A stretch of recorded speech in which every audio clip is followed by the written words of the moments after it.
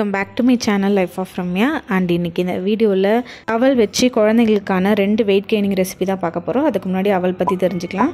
அவல் வந்து குழந்தைங்களுக்கு ஈஸியாக டைஜஸ்ட் ஆகும். அதில் நிறையவே அயர்ன் கண்டென்ட், நியூட்ரியன்ஸ், மினரல்ஸ், கார்போஹைட்ரேட்னு இருக்கிறதுனால குழந்தைங்களுக்கு ரொம்பவே நல்லது. அது மட்டும் இல்லாமல் கான்ஸ்டிபேஷன் வராமல் தவிர்க்கும். குழந்தைங்களோட பாடி ஃபங்க்ஷனுக்கும் உங்களுக்கு தேவையான எனர்ஜிக்கும் வந்து அவல் ரொம்பவே நல்லது. அது மட்டும் இல்லாமல் நிறையவே கார்போஹைட்ரேட்ஸ் இருக்கிறதுனால வெயிட் கெயினுக்கு ரொம்ப ஹெல்ப்ஃபுல்லாகவே இருக்கும்.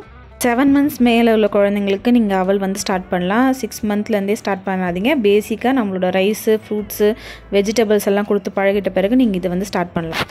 ஃபஸ்ட் நம்ம பார்க்க போகிறது அவல் பொட்டுக்கடலை கஞ்சி தான். இந்த கஞ்சிக்கு வந்து இந்த பவுட்ரு வந்து நம்ம அரைச்சி வச்சுக்கிட்டு 1 மாதம் வரையும் கூட ஸ்டோர் பண்ணி வச்சுட்டு கூட யூஸ் பண்ணிக்கலாம். அதனால் பிரச்சனையே இல்லை. இது எப்படி பண்ணுறதுன்னு பார்க்கலாம். ஃபஸ்ட் நான் ஒரு 1/2 கப் வந்து அவல் எடுத்துக்கிறேன். இதை வந்து ஒரு 2 நிமிஷத்துக்கு நல்லா போட்டு வறுத்துக்கணும்.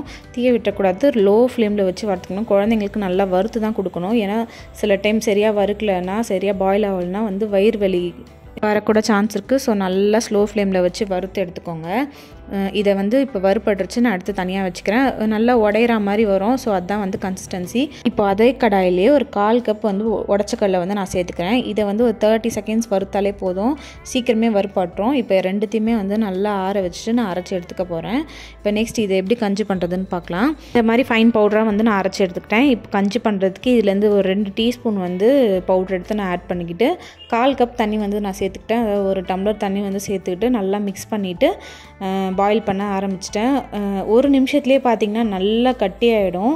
ஸோ வேணும்னா கொஞ்சமாக சுடு தண்ணி கூட ஆட் பண்ணி நல்லா மிக்ஸ் பண்ணிக்கலாம்.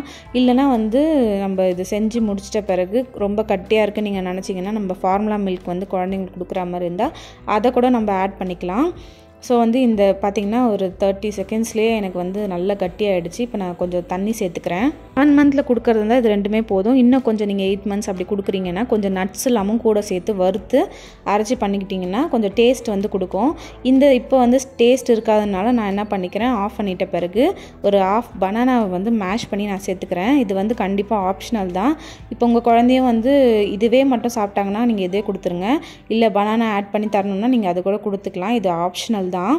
நீங்கள் போக போக வந்து கொஞ்சம் கொஞ்சமாக அதில் நட்ஸு சேர்த்துக்கலாம். அதை பாதாம், முந்திரி, வால்நட் அந்த மாதிரி சேர்த்துக்கலாம். பேரிச்சம்பழம் கூட இந்த மாதிரி மேஷ் பண்ணி இல்லை அரைச்சியோ கூட ஆட் பண்ணிக்கலாம். ஒரு சின்னதாக ஒரு ஸ்வீட்னஸ்க்காக தான் இது. அதுக்கப்புறம் போக போக 1 year மேலே ஆகிடுச்சுன்னா நீங்கள் கொஞ்சமாக நாட்டு சக்கரை, பனவெல்லம் அந்த மாதிரி கூட சேர்த்துக்கலாம். லாஸ்ட்டாக வந்து நான் கொஞ்சமாக கீ ஆட் பண்ணிவிட்டு மிக்ஸ் பண்ணி கொடுத்துக்கலாம். சொன்ன மாதிரி இது வந்து கொஞ்சம் கெட்டியாக தான் இருக்கும். உங்களுக்கு வேணும்னா நீங்கள் வந்து ஃபார்முலா மில்க் போட்டு கன்சிஸ்டன்சி மாற்றிக்கலாம், இல்லை தண்ணியை ஆட் பண்ணிக்கலாம். ஸ்டார்டிங்கில் குழந்தைங்களுக்கு 2 டீஸ்பூன் சாப்பிட்டா கூட போதும். ரொம்ப ஃபோர்ஸ் பண்ணாதீங்க. போக போக வந்து இன்க்ரீஸ் பண்ணிக்கலாம். நம்ம பார்க்க போகிறது வந்து அவல் கஞ்சி தான். இதுக்கு நான் ஒரு 1/4 கப்பு வந்து அவல் எடுத்து வச்சுக்கிட்டேன். கூடவே வந்து தனியாக வந்து 2 பேரிச்சம்பழம், கொஞ்சமாக வந்து திராட்சை, அதுக்கப்புறம் 2 முந்திரி பருப்பு எடுத்திருக்கேன்.